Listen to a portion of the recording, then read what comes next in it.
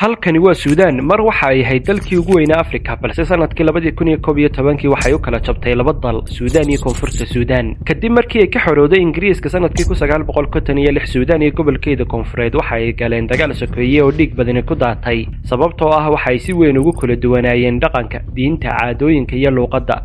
Suudaan badankeedu waa muslim halka Koonfurta Suudaan ay u badan yihiin Masiixiyiin Kristaan ahi markii Suudaan ay hoos tagtay gumaysiga Ingiriiska horumarka intiisa badan waxa lagu sameeyay waqooyiga dalka halka Koonfurta si weyn loo dayacay xitaa kadib xornimadii dayacaas waa sii socday Koonfurta Suudaanna wali waa la iska indhatirayay taasoo sii horisay dagaalkii sokeeye kadib sanado badan oo dagaal ah heshiis nabadeed ayaa la gaaray 2005 ayaa horseeday afti ka dhacday Koonfurta Suudaan bishii January 2011 in ka badan 98% dadka ayaa doortay madax banaani qaataan waxaana 9kii July 2011 Koonfurta Suudaan noqotay dal madax banaan laakiin nasiib darro Koonfurta Suudaan wali waxay ku jirtaa dagaal sokeeye oo burburinaya wadankooda iyo dadkoodaba Suudaan iyo Koonfurta Suudaanna maanta waxay ku jiraan dagaalo aad u halis badan ma rabtaa inaad online-ka lacag ka samaysid dhaqaalena ka kasbatid adigoo mobilkaaga isticmaalaya gurigaagana jooga waxaad u baahan tahay 60 xirfadood ugu yaraan laba kamid ah inaad baratid haddaba xirfadahaasi waa kuwee waa AI-da affiliate marketingka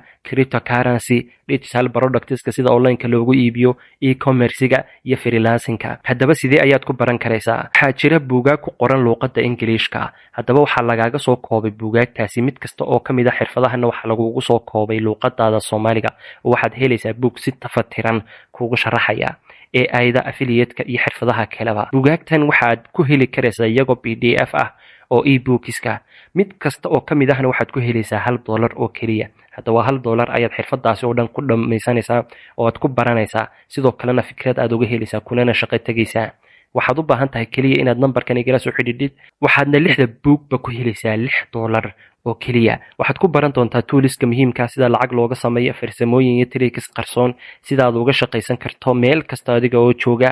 dhammaan waxay kugu diyaarsan yihiin iyagoo e-books ah oo PDF ah mobilkaaga ayaad ku helaysaa isla markana